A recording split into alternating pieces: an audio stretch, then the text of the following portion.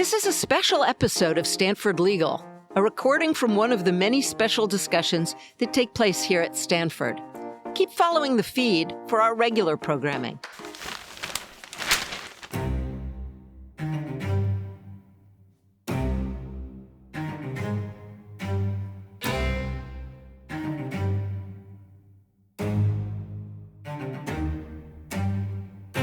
Welcome to The Declaration at 250, a special series from the Stanford Constitutional Law Center, presented by Stanford Legal.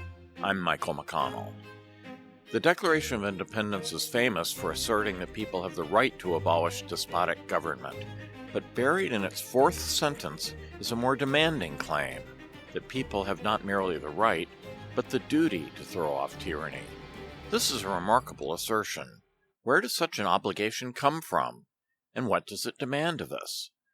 In this episode, Martha Minow, former dean of the Harvard Law School and one of America's most distinguished legal scholars, traces this concept through natural law theory and the law of nations. While the intellectual tradition clearly justifies resistance to oppression, the basis for a duty to resist is far more complex and less examined. Professor Minow argues that this duty may arise from the very nature of rights themselves, from parallels between individual and collective obligations, and from the expectation that free peoples should inspire and even assist movements for self-determination around the world. With her is another leading figure in American legal education, Professor Jenny Martinez, former dean of the Stanford Law School and now provost of the university. It's a provocative argument with profound implications. Let's explore it together. Well, I hope everyone else had as stimulating a lunch conversation as we did at our table. Often I think lunch causes me to get sleepy, but this time I think lunch brings me back energized because of the conversation. The next duo to speak are two of the leading figures in legal education, both of whom I've known quite some time. Martha Minow, the former dean of the Harvard Law School, and continuing, of course, on the faculty there. She and I go back to 1980, I think it is, when we clerked for justices on the Supreme Court with adjoining chambers. So, and she and I have been good friends ever since. And Jenny Martinez was my dean for however many years it was until her talents caused her to become provost of Stanford University. So they are going to be speaking about, and I don't actually, it's hard for me to guess quite what this means, but they're going to be talking about the concept of duty and obligation within the Declaration of Independence. So please join me in welcoming Martha Minow and Jenny Martinez.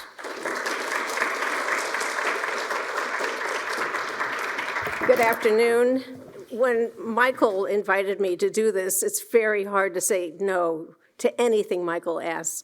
I was tempted, however, because I thought I have nothing new to say about the Declaration of Independence, and therefore the title of this conference is so especially appropriate. What is there new to say? So I dutifully sat down to try to figure out, is there anything I have to say? And a word popped out for me, and the word is duty. I'm so delighted and honored that your provost is here to tell me what I'm getting wrong, but I will try to share with you some meditations on what is the meaning of the word duty in the Declaration of Independence. It appears in the fourth sentence. It appears in a sentence that follows statements about the necessity of dissolving political ties when a government fails to secure the natural rights it is meant to secure. The Declaration itself acknowledges that prudence and the demonstrated willingness of people to suffer rather than to change their government may argue against any kind of rebellion, and nonetheless asserts, and I quote, "But when a long train of abuses and usurpations pursuing invariably the same object, evinces a design to reduce them under absolute despotism, it is their right, it is their duty to throw off such government and to provide new guards for their future security. So why duty? Perhaps the drafters were simply assuming that a duty is like a synonym for a right. But actually, rights and duties carry very different meanings and implications, and I'm gonna give you some reflections about that. The pioneering statement of a people's rights to resist tyranny and form a separate nation, as we discussed this morning, the Declaration of Independence in many ways was unprecedented. It drew support, however, from the secession by the Netherlands from Spain, as well as from some natural law theories about sovereign governments. Law of nations theorists grounded government on the consent of the governed.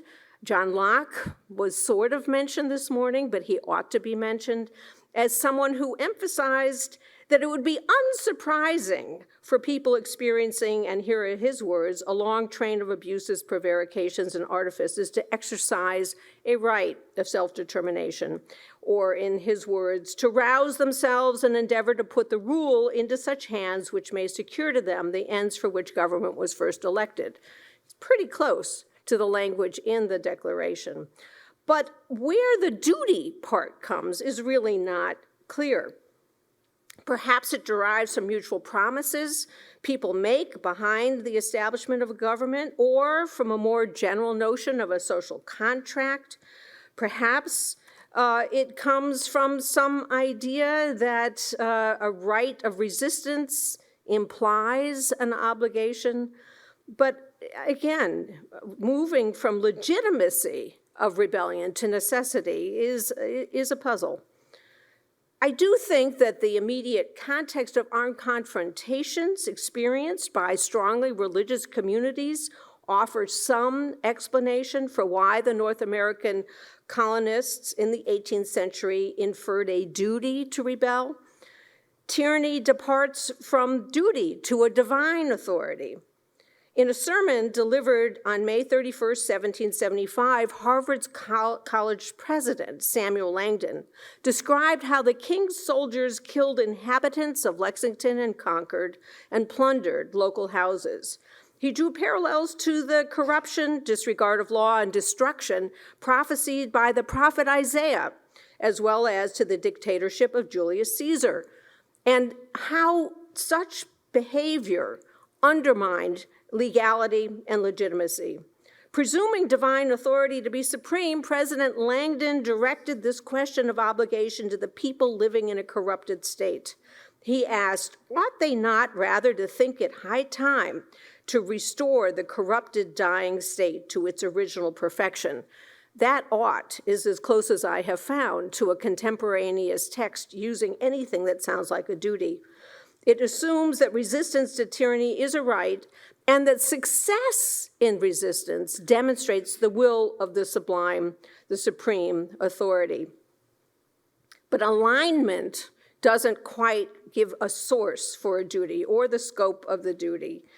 Maybe because the Declaration for its drafters reflected a social contract, it indicates a collective will as well as an individual duty, that the collective group of people have duties perhaps to one another.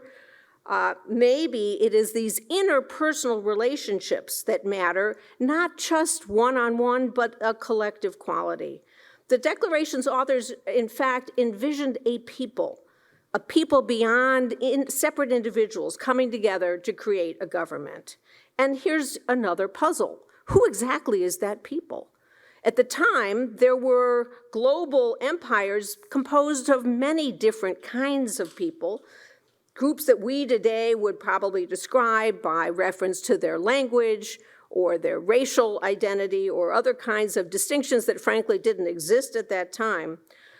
But the empires reflected conquest and struggle with long stretches of war and violent conflicts. One of my colleagues, historian David Armitage, stresses that membership in the people asserted by the Declaration did not include those who were loyal to the British King, George III, nor native persons, nor people who were enslaved. So it is a puzzle. Who exactly is the people? The adult white men left after subtracting those other groups would have a duty to throw off the tyrannical hold, and perhaps a duty also to those women and children associated with them, again, in light of religious sources. I wonder if the summons is not just interpersonal and not just about a collective idea, but something about law of nations, international ideas that were circulating about the last 100 years before the Declaration. And so maybe the drafters were thinking that they were in some ways part of a larger community, a community of people who thought that there was a law of nations. The jurists in ancient Rome, the medieval Christian theologian Thomas Aquinas, 17th century theorist Samuel von Pufendorf, all advanced that there was some idea of a universal law, a law common to all human beings, and that coming together to form a government, people sought their collective security and welfare. Maybe the drafters of the Declaration imagined a community of people who knew these authors and imagined that they're looking at each other. If they're obeying and bowing down to tyranny, then they're not actually standing up for their rights. A duty to rebel, if those entrusted with authority, produces abuse and indignities, could lead to a logical conclusion, maybe an expectation to rebel.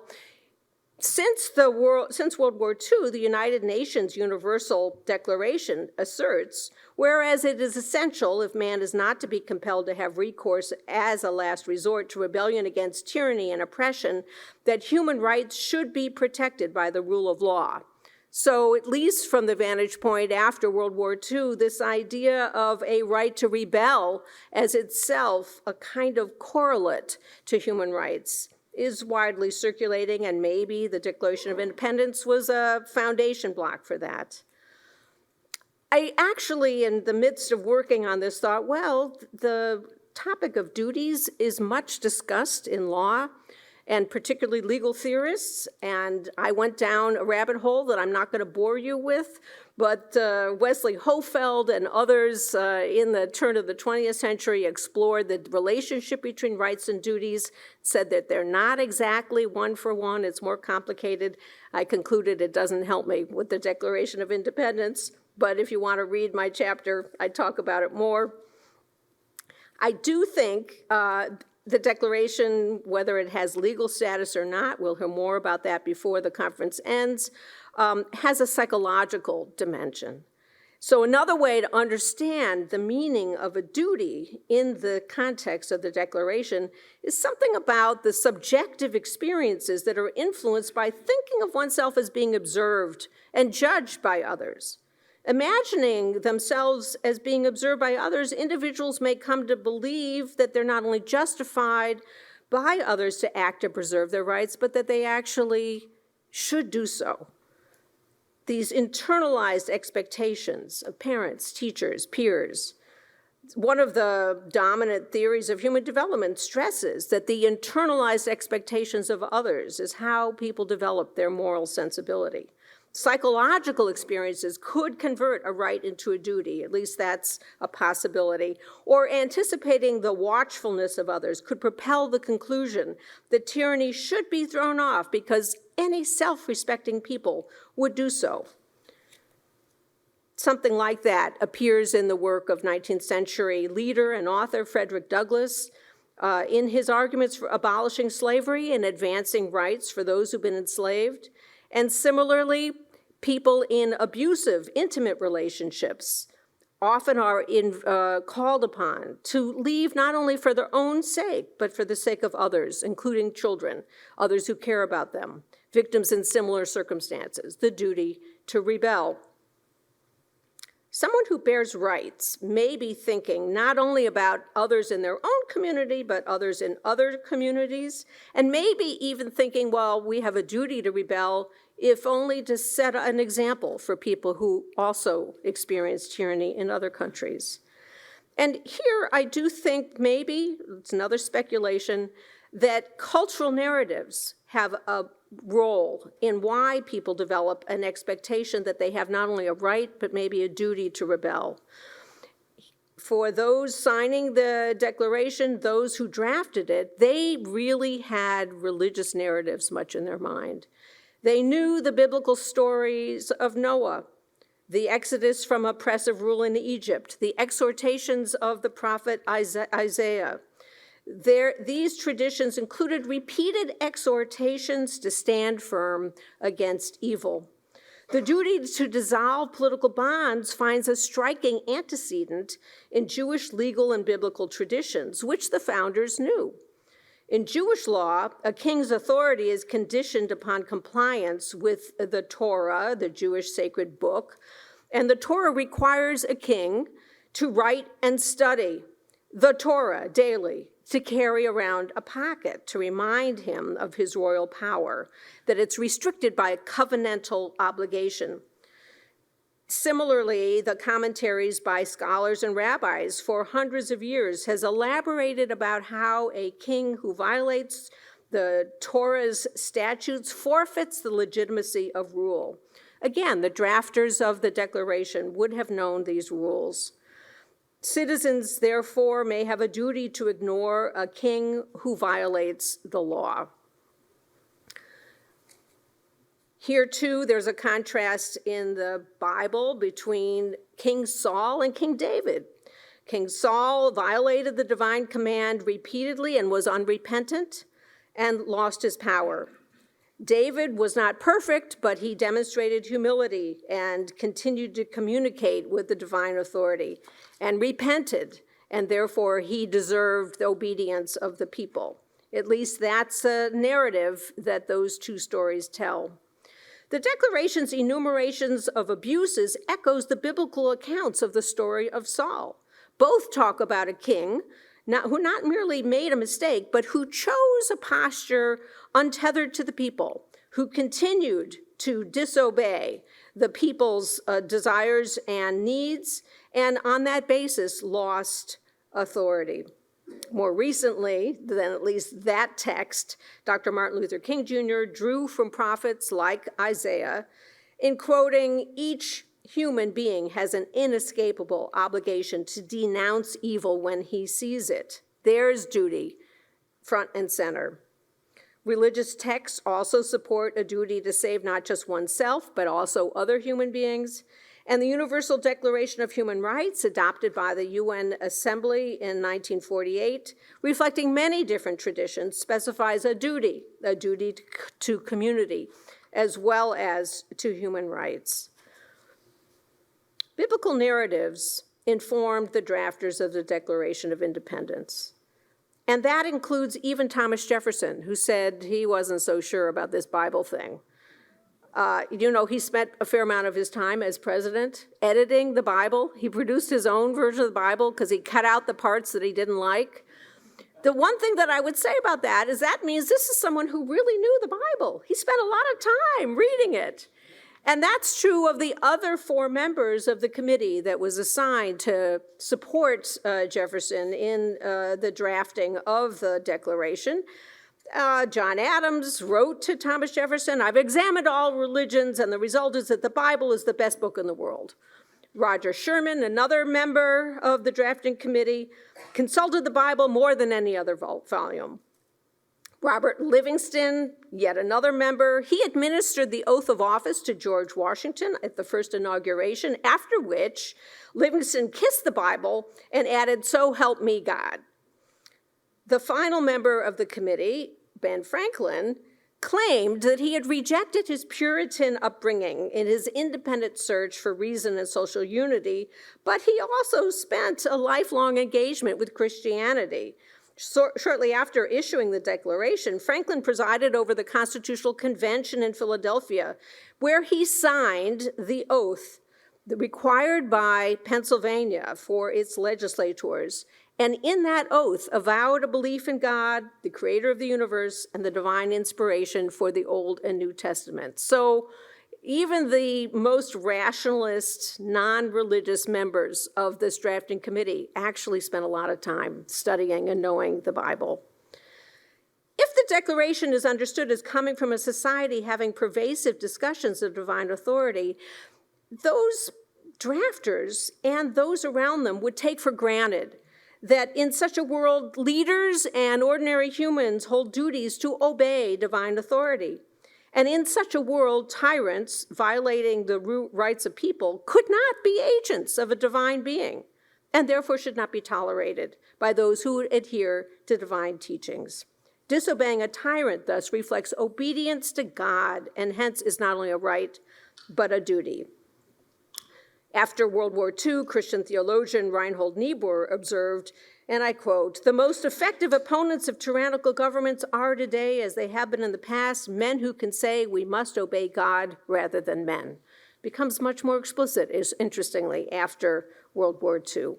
This notion of an appeal to higher rationale, and indeed following the Nuremberg trials after the war, US law and international law both embraced a duty of those in the military to disobey unlawful orders, be responsible to a higher authority. The leaders of the American Revolution, the drafters of the Declaration of Independence, not only knew these religious norms, they knew, as I mentioned before, about the Dutch revolt against Spanish tyranny, but even that had a religious dimension. There were followers of Calvinist theory that were part of that Dutch revolt. They also pointed to Greek and Roman sources to support natural rights. And in many ways, the Dutch revolt and the Declaration of Independence built precedents for what emerged as an international law body governing the use of legitimate force, or the legitimate use of force, in asserting group self-determination. The UN Charter includes a right of self-determination in its statement of purposes, although there's a lot of debate about what does it mean to have such a right and when is it operational. One more guess about duties, again with some drawing on sources beyond law, beyond even psychology, beyond religion, is just this. A right to overthrow tyranny could be a duty that people owe to themselves, a duty they owe to their compatriots, a duty owed to posterity, a duty owed to any people anywhere in the world. This notion of duty asks, a duty to whom? And I think by really pressing hard on that, these different audiences underscore, the membership in humanity. And the language of duty offers an impetus to act, and a failure to do so implies partial responsibility for oppression that persists. I am not clear that any of the things that I've offered to you hold any water. I am clear that there's a set of legacies of the Declaration of Independence that include this notion of a duty. The duty to rebel against tyranny. It's that has been cited by leaders in Hungary, in Vietnam, in Quebec, in Estonia, Native American tribes.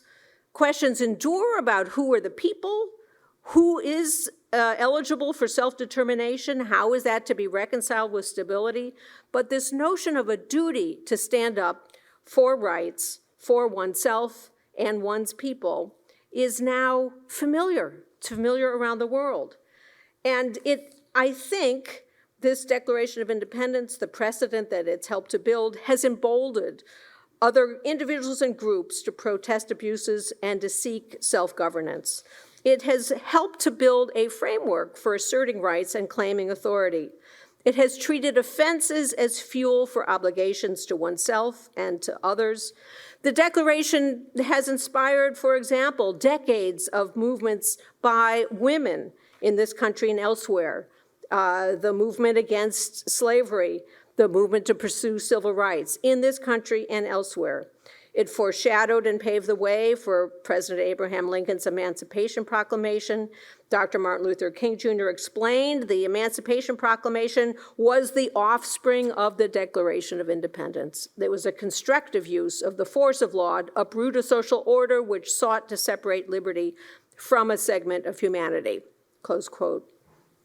In this light, perhaps the duty to overthrow tyranny stems simply, again, from the duty individuals owe to one another. And thinking about this duty that we owe to one another, I find myself remembering one more text. This is a teaching, Talmudic teaching by Rabbi Hillel, who said, "In a place where there are no men, strive to be a man." Collected and preserved in the Ethics of the Fathers, early 3rd century collection of teachings by rabbis, this teaching directs that precisely when others do not take responsibility, each of us are obligated to do so. Take responsibility, show integrity, stand up and lead, and do so because other people are watching, and do so even when other people are not watching. The personal duty to maintain independence and respect for others mirrors respect for oneself, and it is a duty to stand up for oneself, for human rights, and for other people. The duty to be an exemplar, to bear witness, would remain even if resistance seems or proves to be unsuccessful. In the wake of the Declaration of Independence, resisting tyranny thus does seem to involve a duty to oneself and one's others. In 2026, that duty could mean speak out against the raids by ICE. Just as the Declaration of Independence reflected philosophic and religious traditions, it now contributes to the stream of obligations to protest injustice. Thank you.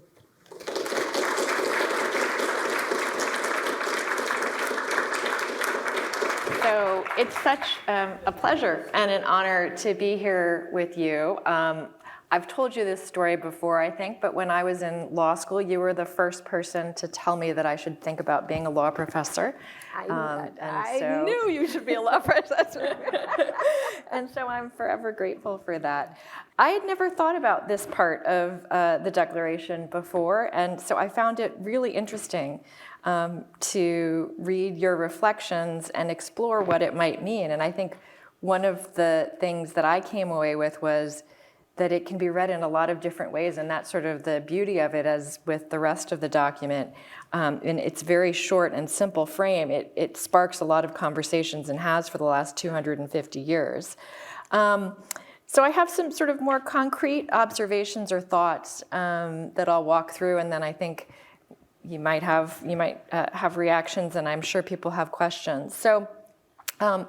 Just to reflect back, in this essay, you explore the distinction between and the relationship between a right, a necessity, and a duty to rebel against tyrannical government, asking what the concept of duty adds to the Declaration's meaning and impact. And you began with a close reading of the passage, and I'll read it again just because I'll use the language of it as I consider it.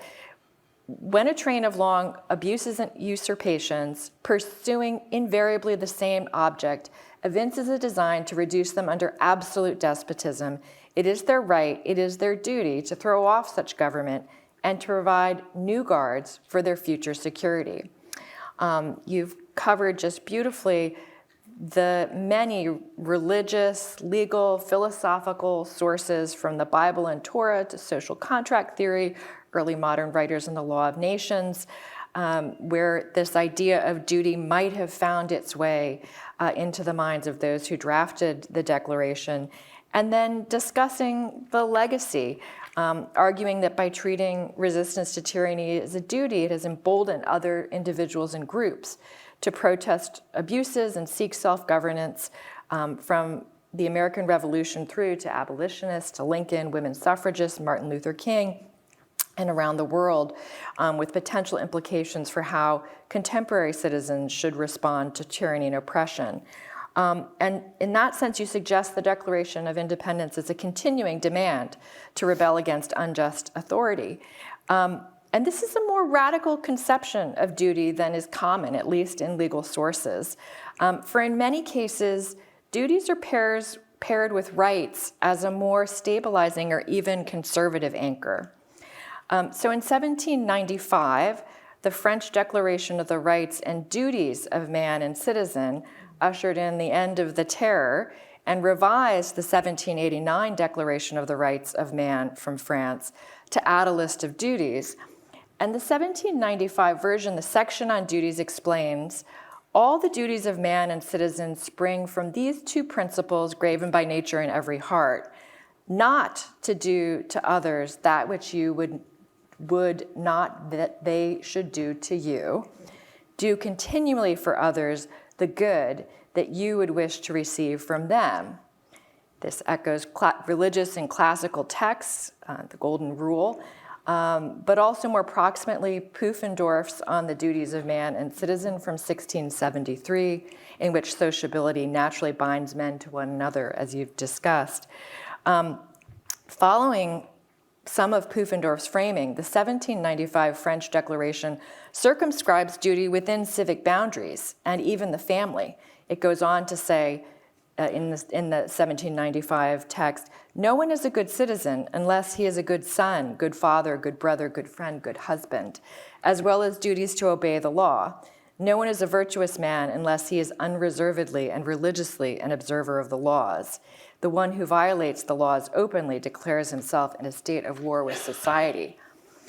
This restatement of the Golden Rule grounds the rights of citizenship within the bonds of mutual obligation and civic virtue, and in so doing, it, in a sense, I think, rescues Rousseau's conception of the social contract from its more dangerous implications that were manifest in the Terror, that the general will can justify anything done in its name. And it does so by centering more civic republican ideas of mutual obligation. And it highlights a recurring question: what are the limits of revolution, and how do we prevent a righteous fervor from becoming dangerously self-righteous and burning out of control? And it implicitly concedes, well, maybe Burke had a point about the French Revolution. Modern texts like the American Declaration of the Rights and Duties of Man, the 1948 human rights text from the Organization of American States, the intergovernmental organization of North and South America, including the United States, that came into effect the same year as the Universal Declaration of Human Rights, similarly lays out a list of duties, echoing even some of the language of the 1795 French Declaration almost verbatim. In 1948, the OAS document, the American Declaration, reflected the more Catholic and civic republican traditions manifest in the countries that were represented at its drafting, while in the drafting of the Universal Declaration of Human Rights, the more liberal universalist tradition came to the fore. The Universal Declaration's reference to duties is brief. Article 29, as you alluded to, simply says that everyone has duties to the community in which alone the free and full development of his personality is possible. But the United States delegation, among others, resisted the push to include more about duties in the context of the Cold War conflict between the Soviet and communist nations and the West, out of concern that duties, particularly in the communist framework, could be used to override individual rights and had a more radical effect.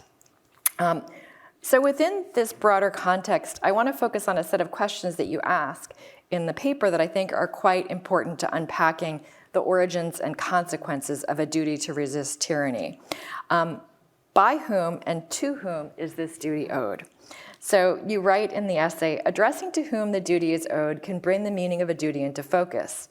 The duty to overthrow tyranny could be a duty individuals owe to themselves, as you've just said, a duty they owe to their compatriots, a duty owed to posterity in the nation, or a duty owed to any or all people in other places. These versions of the duty embody elements of self-respect, loyalty to fellow countrymen, devotion to future generations, and regard for all humanity. On the one hand, these invoke familiar questions about liberal and universalistic versus more civic republican ideas of what we were constituting. But some broader issues are also potentially at stake.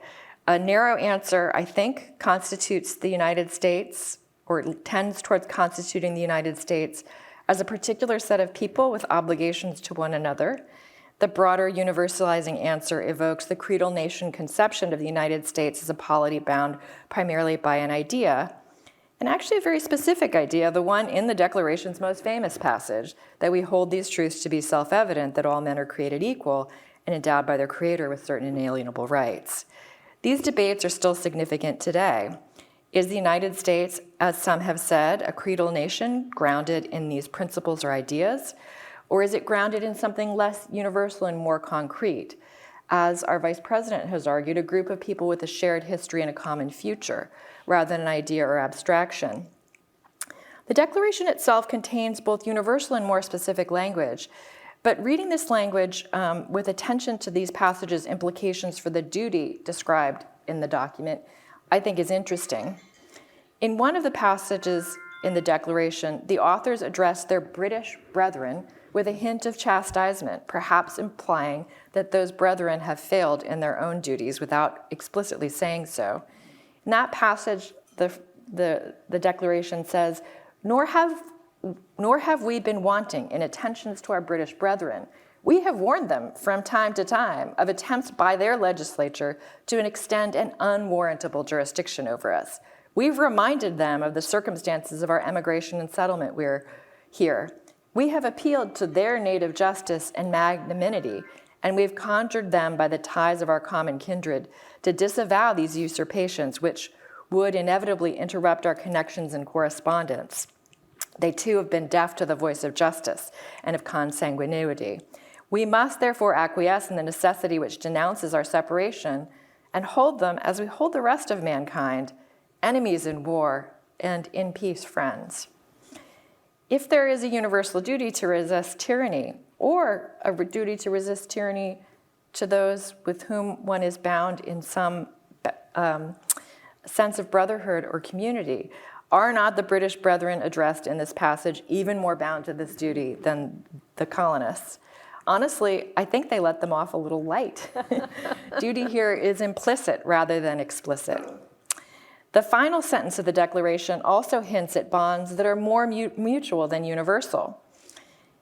It says, and for the support of this declaration, with a firm reliance on the protection of divine providence, we mutually pledge to each other our lives, our fortunes, and our sacred honor. Is this fairly read as an explication of an existing duty, or is it better read as the creation of a new one? I tend to think more of the latter, that the signatories are in the act of signing this document, forming a new obligation with the pledge they make with their signatures. And this new obligation to the Declaration, I submit, may be the more important duty in the document. So, what is this pledge that they make in the last sentence? We pledge, for the support of this declaration, we pledge our lives, our fortunes, and our sacred honor. And it is this declaration and its commitment that all men are created equal and they're endowed by their Creator with certain unalienable rights that forms the most important commitment to upholding that declaration. This language helps us understand, at least from my perspective, why the dichotomy between America as an idea and as America as a group of people with a shared history is not so distinct. America is not an abstract idea, it's a concrete idea grounded in time and place, and it's precisely an idea forged through shared history of the people that have lived and died here for the past 250 years, because our shared history as a people has largely been about refinement and realization of the ideals of the Declaration. From Lincoln's Gettysburg Address, which regrounds America in the moment of the Declaration and its commitment in that pledge, to language used by presidents from FDR to Ronald Reagan and George W. Bush, it is the fulfillment of that commitment at the end of the Declaration that forms so much of our shared history. You can read our shared history well outside the sort of formal bounds of government. Langston Hughes in 1935, the poet, writing, "Oh, let America be America again, the land that has never been yet, and yet must be the land where every man is free." Hughes' poem evokes a sense of duty when he says that this is what we the people must redeem. In that sense, to me, what matters more is the duty that's developed over time in this country that was founded on the Declaration of Independence, the duty to fulfill its promise in the way that generation after generation of Americans have tried, following that original commitment by its signatories. Burke famously said that Englishmen claim their rights as an entailed inheritance derived to us from our forefathers and to be transmitted to our posterity. In its universalist register that all men are created equal, duties are owed to all humanity, the Declaration may sound more Lockean and Kantian.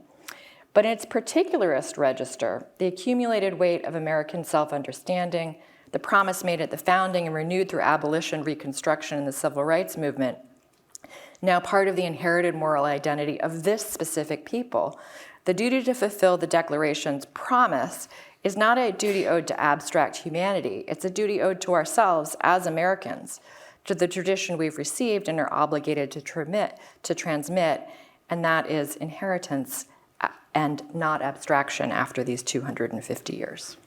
So those are my reflections. Oh, wow.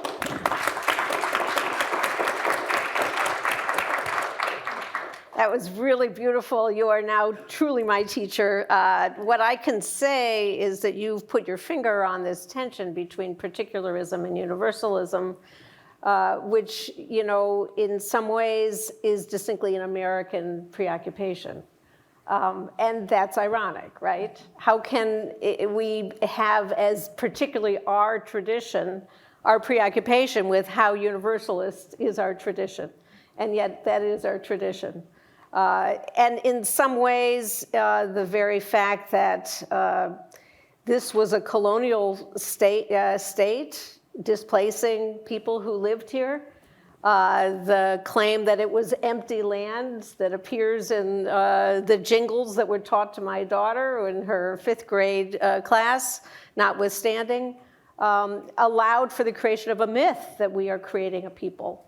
And that myth, you know, in many ways, we're still working on realizing, including ensuring respect for the people that the colonial people displaced. I think that your comment about the language in the Declaration about the Brits, I also thought about writing about that too, but it's just so elusive. You put your finger on that too. I mean, there's chiding them, but not quite calling them out. It's, they have a duty, but it doesn't say that. I think it's kind of even apologetic. You know, we're rebelling against you, even though you're our brethren, but you were abandoning us. It's kind of tit for tat. It's a weird passage, for sure. As to the very last sentence, that's so interesting. Sacred honor. There's the religious dimension. It's interpersonal. It's a commitment to each other.